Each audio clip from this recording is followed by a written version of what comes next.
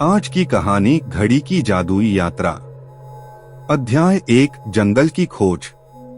गर्मी की छुट्टियां शुरू हो गई थीं और राहुल, रिया, रमन तथा रश्मि अपने दादाजी के पुराने गांव में पहुंच गए थे। चार दोस्त बड़े उत्साहित थे कि वे अब कुछ दिन यहां बिताने वाले हैं। गांव में पहुंचते ही उन्होंने देखा कि दादाजी का घर एक सुंदर बगीचे के बीच में था। आसपास घने और हरे भरे पेड़ों से घिरा हुआ था। राहुल ने तुरंत कहा, वाह, यहाँ तो बहुत सुंदर लग रहा है। जंगल में खेलने का मौका मिलेगा। रिया ने कहा, हाँ, मुझे भी यहाँ रहने में बहुत मजा आएगा।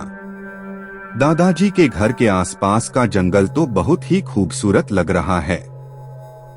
दादाजी ने उन्हें गर्मजोशी से स्वागत किया और कहा, बच्चों, आप लोग यहाँ आकर बहुत खुश हो गए लगते हो।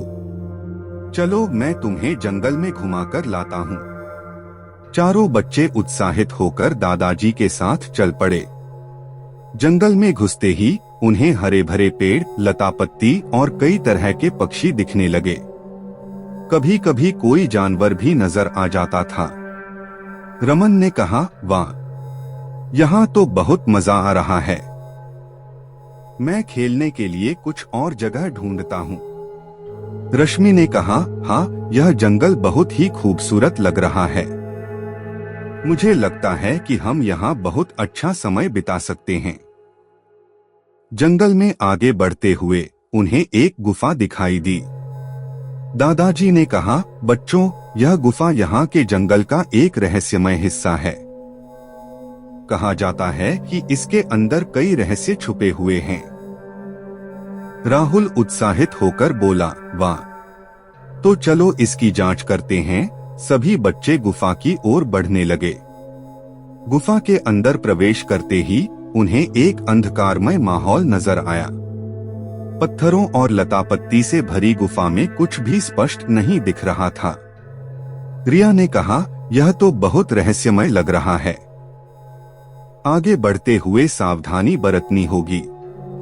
रमन उत्साहित होकर बोला, चलो आगे देखते हैं क्या है यहाँ। वह आगे बढ़ने लगा, लेकिन रश्मि ने उसे रोका और कहा, रमन, हमें थोड़ी सावधानी बरतनी चाहिए। इस गुफा में कुछ भी हो सकता है। राहुल ने सभी को शांत होने का संकेत दिया और आगे बढ़ने लगा। धीरे धीरे वह अंधकार में गुफा के अंदर जाता गया। अचानक उसे कुछ चमकता हुआ दिखाई दिया। वह उसकी ओर बढ़ा और देखा कि वह एक पुराना घड़ी है। राहुल ने उसे उठाया और कहा, देखो, यहाँ एक पुराना घड़ी है। यह तो बहुत रहस्यमय लग रहा है। रिया ने कहा, हाँ, यह तो बहुत ही अजीब है।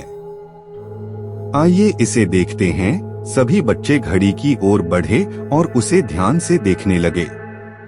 अचानक जैसे ही राहुल ने घड़ी को उठाया, एक अजीब आवाज आई और सब कुछ अंधेरा हो गया। बच्चों ने एक दूसरे को पकड़ लिया और घबरा गए। कुछ देर बाद जब रोशनी लौटी तो वे एक अलग जगह पर पहुंच गए थे। उन्होंने आसपास देखा और हैरान होकर कहा, ये कहाँ हैं हम? दादाजी वहां नहीं थे और न ही वहां जंगल दिख रहा था। बच्चों ने देखा कि वे किसी और जगह पर थे, जहां वातावरण और माहौल बिल्कुल अलग था। रमन ने कहा, ये तो बहुत अजीब है।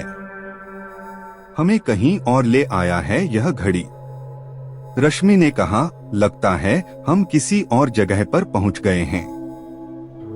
हमें वापस लौटना होगा। बच्चे घबराए हुए थे और उन्हें समझ नहीं आ रहा था कि वे कहाँ हैं।